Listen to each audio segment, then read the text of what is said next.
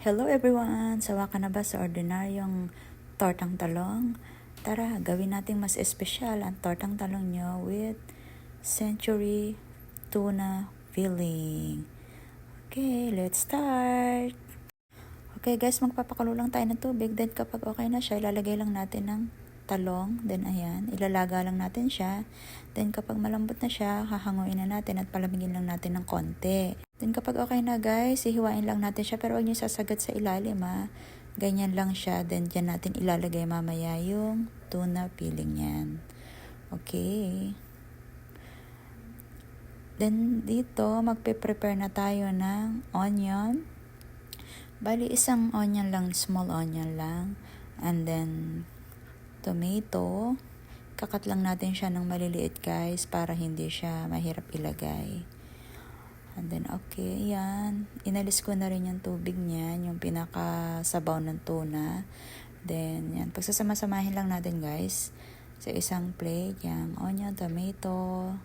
Maglagay din ako ng konting magic sarap, salt and pepper to taste. Then, haluin lang. And then, after nyan, ilalagay na natin yung ginawa natin kaninang tuna. Ayan. Siksikin natin siya guys para hindi siya magdurog-durog kapag ipiprito na natin siya. Okay.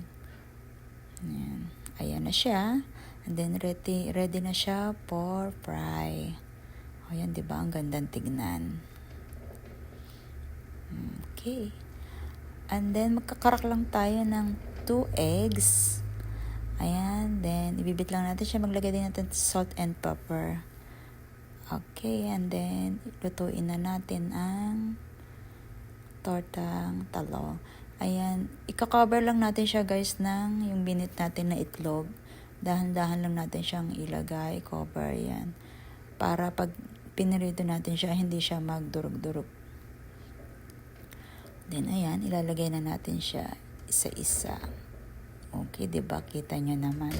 Ang ganda niyang tignan. Ayan, kapag okay na guys, babaliktarin lang natin. Then, yung kabilang side naman ng piprituhin natin. Dahan-dahan lang kasi baka malaglag, maghiwalay. Pero for sure naman ako guys, hindi na siya maghiwalay kasi nga masyadong siksik yung tuna na nilagay natin dyan sa talong. Okay, then we will check. Ayan, o diba? Ang ganda. Mukhang masarap. Okay, ayan na guys. Now, tapos na ang ating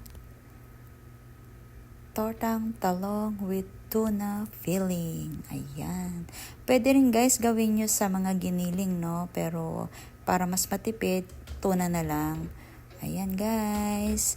Tara, subukan nyo na po yan para malaman nyo ang lasa. Thanks for watching. Bye!